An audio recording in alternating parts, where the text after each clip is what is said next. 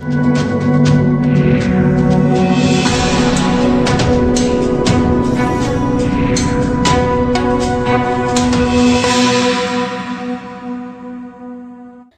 के स्वरूप नगर थाना इलाके के चारों तरफ एग्रीकल्चर लैंड और पर्यावरण को बचाना नामुमकिन सा नजर आ रहा है, क्योंकि लगातार भूमाफिया यहां पर एग्रीकल्चर लैंड को कंक्रीट में तब्दील कर रहे हैं। और तस्वीरों में आप साफ देख सकते हैं कि कैसे एग्रीकल्चर लैंड पर भूमाफियाओं के डंपर द्वारा एग्रीकल्चर लैंड पर मलबा व मिट्टी डालकर पूरे एग्रीकल्चर को कंक्रीट में तब्दील कर रहे हैं, जिसको लेकर आप अनुमान लगा सकते हैं कि संबंधित डिपार्टमेंट के भ्रष्ट कर्मचारी और अधिकारी किस तरह से इन भूमाफियाओं के साथ मिले हुए हैं और उनके आगे मानो घुटने टेक चुके हों।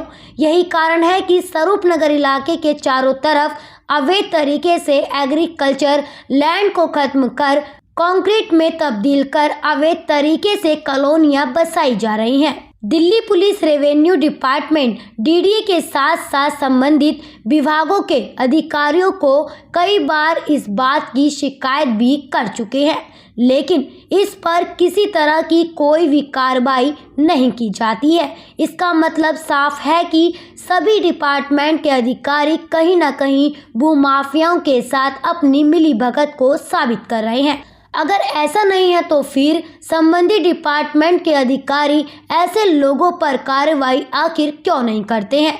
यही कारण है कि इस इलाके के सभी भूमाफिया धड़ल्ले से बिना किसी रोक टोक के अपने काम को अंजाम दे रहे हैं और गरीब लोगों को 25, 30, 35, 40, 50 गज के प्लॉट के बदले में मोटी रकम वसूल लेते हैं और बाद में कॉलोनी काट कर आसानी से वहां से निकल जाते हैं।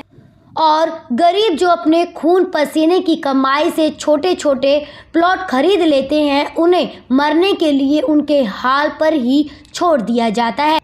एग्रीकल्चर लैंड का धीरे धीरे खत्म होना कहीं ना कहीं सरकारों के रेवेन्यू पर भी असर पड़ता है। अगर संबंधित डिपार्टमेंट समय रहते इस पर कार्रवाई या जल्द से जल्द इनको नहीं रोकता है तो ये भूमाफिया पूरे स्वरूप नगर इलाके के आसपास जितनी भी ग्राम सभा और एग्रीकल्चर लैंड है उनको कंक्रीट में तब्दील करने में समय नहीं लगाएगा। असल न्यूज़ ब्यूरो रिपोर्ट।